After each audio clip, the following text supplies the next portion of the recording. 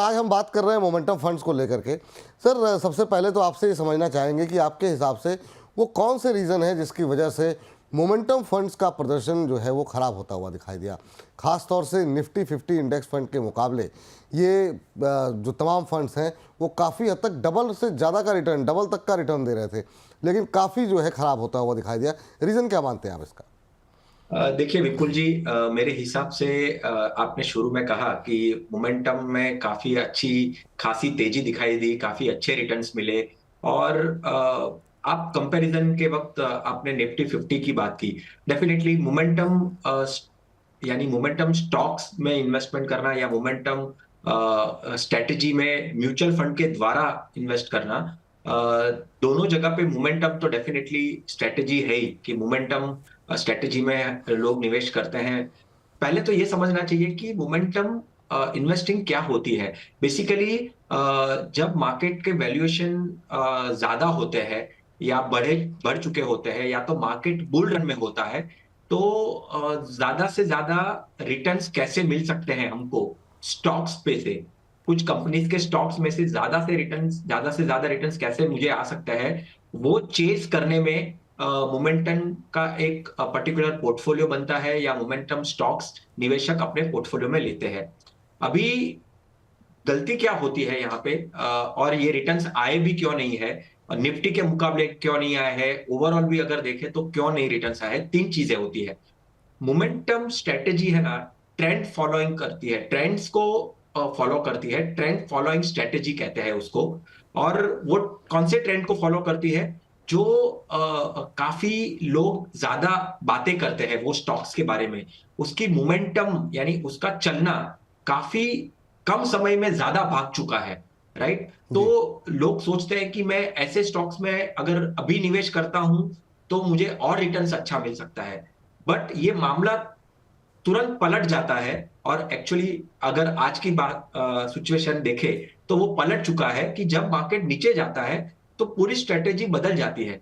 क्योंकि आपने इस स्टॉक्स में कब निवेश किया रहता है? जब उसमें मोमेंटम होती है, जब उसमें ट्रेंड होता है, जब वो ग्रोथ ओरिएंटेड स्टॉक्स होते हैं उसमें आपने निवेश किया होता है, हाई वैल्यूएशन में आपने निवेश किया होता है। तो ये सब चीज के वजह से आपको डेफिनेटली मार पड़ सकती है जब मार्केट नीचे गिरता है, जब मार्केट डाउन जाता है, फॉल होता है, वॉलेटाइल होता है। तब ऐसे स्ट्रेटेजी में निवेश करना बहुत ही घातक होता है। और जब लोगों ने मोमेंटम स्ट्रेटेजी में निवेश किया तब मार्केट बुल रन में था, भले हाई वैल्यूएशन थे बट मोमेंटम काफी अच्छा था, ट्रेंडिंग स्ट्रेटेजी थी, ट्रेंडिंग को फॉलो करके लोगों ने निवेश किया। और फिर मार्केट का कुछ रीजंस के वजह से, जियोपॉलिटिकल सिचुएशन, ग्लोबल के वॉर के सिचुएशंस, इंटरेस्ट रेट के सिचुएशन, इन्फ्लेशन के कंसर्न, ये सबसे मार्केट नीचे गिरा। और ये तब जो ट्रेंड होता है वो ट्रेंड फॉलो नहीं कर पाता है, और मार्केट में जो ये मोमेंटम स्ट्रेटेजी है वो पूरी उल्टी साबित होती है। और मार्केट, जितना मार्केट गिरा हुआ रहता है उससे कई गुना ज्यादा ऐसे वाले हाई बीटा स्टॉक्स वाले स्ट्रेटेजी नीचे आते हैं।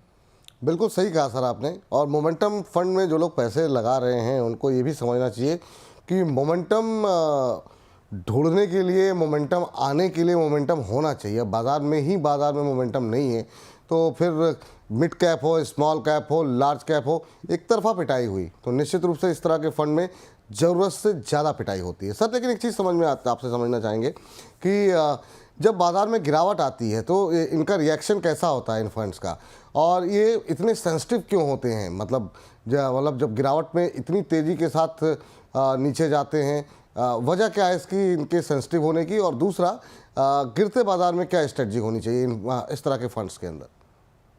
देखिए, उसके तीन रीजन है विपुल जी। पहला रीजन ये होता है, जैसे मैंने कहा आपके पहले क्वेश्चन में, कि ये होता है हाई बीटा स्टॉक्स में निवेश करते हैं। तो जब हाई बीटा स्टॉक्स में निवेश होता है तो वो मोमेंटम को एम्पलीफाई करता है, यानी जी। मोमेंटम के स्ट्रेटेजी को, हाई बीटा स्टॉक होने की वजह से उसमें गिरावट और सेंसिटिविटी काफी होती है।